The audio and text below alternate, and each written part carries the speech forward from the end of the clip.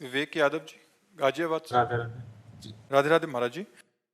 महाराज जी, परीक्षा में कुछ असफलताओं के बाद मन व्यथित रहता है। एक तरफ लगता है कि मैं कहीं अपने साथियों से पीछे छूटता जा रहा हूं, दूसरी तरफ लगता है अगर सफल नहीं हुआ तो मेरा क्या होगा। महाराज जी, ऐसे में महाराज जी मेरा मार्गदर्शन करें कि हाँ मैं बिल्कुल, कैसे। ये नई अवस्था में ये सोच तो होती है।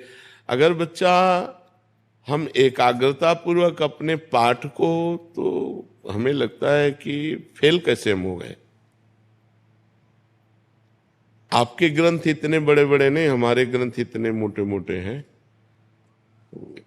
स्वाध्याय हर चीज का 10 साल पहले पढ़ा होगा, अगर वो बात पूछोगे तो अभी 10 मिनट में पूरी उसकी व्याख्या करके बता देंगे।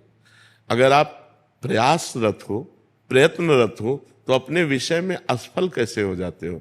या तो आप ब्रह्मचर्यहीन हो रहे हो, इधर उधर प्रपंच कर रहे हो, अपनी पढ़ाई से विमुख आचरण कर रहे हो, मनोरंजन कर रहे हो। नहीं तो बच्चा, अपने चैप्टर को हमें 1 साल दिया जाता है, 1 वर्ष दिया जाता है अपने चैप्टर को कंठस्थ करने के लिए, पुष्ट करने के लिए। कितनी पढ़ाई होगी। बिल्कुल, मतलब जिस विषय में लगो उस विषय में एकदम। तो हम कह रहे हैं तुम्हारा जो चैप्टर है हम उसे कंठस्थ कर सकते हैं। तो हम इतने कमजोर क्यों हैं कि हम फेल हो जाते हैं। अगर ये हो कि भाई टीचर कोई पक्षपात करता है तो बात अलग है, नहीं तो हम फेल क्यों हो जाते हैं। कहीं ना कहीं हम गलत हैं। हम अपनी गलती को सुधारें। और असफलता मिलना सफलता का एक प्रतीक है कि हमें और जोश आना चाहिए। आप जीवन में कभी असफल नहीं होंगे। रात दिन पढ़ाई करो, ब्रह्मचर्य से रहो, भगवान का नाम जप करो, माता पिता की आराधना करो। कौन सी उन्नति जो तुम्हारे चरणन चूम ले, कौन सी उन्नति जो चरणन चूम ले।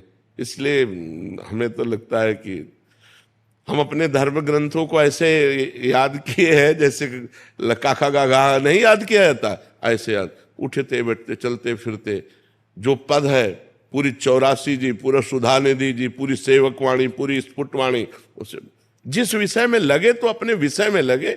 जिस विषय में लगे तो एकदम लगे। तो आप फेल कैसे हो गए। अपने विषय का ज्ञान आपको क्यों नहीं है। ऐसा तो कोई चैप्टर प्रश्न दिया नहीं जाता जो क्लास का ना हो। मान लो आप 12वीं में हैं तो 12वीं के क्लास के अंतर्गत ही आपको दिया जाएगा। ऐसा नहीं है कि आपको आगे का दिया जाए। आप जितनी क्लास में पहुंचते जाएंगे योग्यता, उतना ही आपको प्रश्न दिया जाएगा। तो हमको अपने चैप्टर को घुस करके घुन की तरह लगना चाहिए। जैसे गेहूं में घुन लग जाता है ना, पूरा खोखला कर देता है, ऐसे में अपने चैप्टर में लग करके पूरे चैप्टर को अपने माइंड पे बैठा लेना चाहिए। हमारा माइंड बहुत विस्तार से है, अनंत जन्मों के संस्कार भरे हुए हैं। छोटी सी चिप में मन की अनंत जन्मों के, तो ये सब पूरा आपको भर लेना चाहिए। कहीं ना कहीं आप प्रमाद कर रहे हैं, कहीं ना कहीं आप त्रुटि कर रहे हैं, उसको संभालिए। नहीं तो ये निराशा ऐसी बढ़ जाएगी कि जीना मुश्किल हो जाएगा। बच्चे, अभी बच्चे हैं ना, अब जैसे देखा कि जैसे इन्होंने कहा हमारे दोस्त सफल हो रहे हैं, तो दोस्तों के सामने नीचा, घर परिवार में जाने पर कि यार हमने यार इतने रुपए लगाए और तुम फेल हो गए, यार ठीक नहीं है। अब वो अंदर से इतना घुट जाता है कि उसे एक रास्ता दिखाई देता है।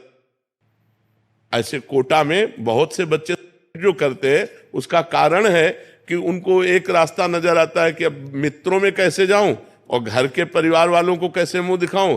हर जगह ये आता है कि फेल फेल फेल, तो इससे अच्छा है कि हम कर लेते। कोई रास्ता थोड़ी है। आप भूत प्रेत बनोगे, फिर नाना प्रकार के और दुख भोगोगे। हमें चाहिए कि हम अपनी गलतियों का सुधार करें। मोबाइल में रील देखने में समय बर्बाद ना करें, गेम देखने में बर्बाद ना करें, गर्लफ्रेंड बॉयफ्रेंड वाली झंझट में ना पड़े, इस प्रपंच में ना फंसे। अगर आप सही से चलो और ब्रह्मचर्य धारण करो तो ब्रह्मचर्य में इतनी सामर्थ्य है कि सब कुछ याद हो सकता है। बच्चा सब कुछ याद हो सकता है।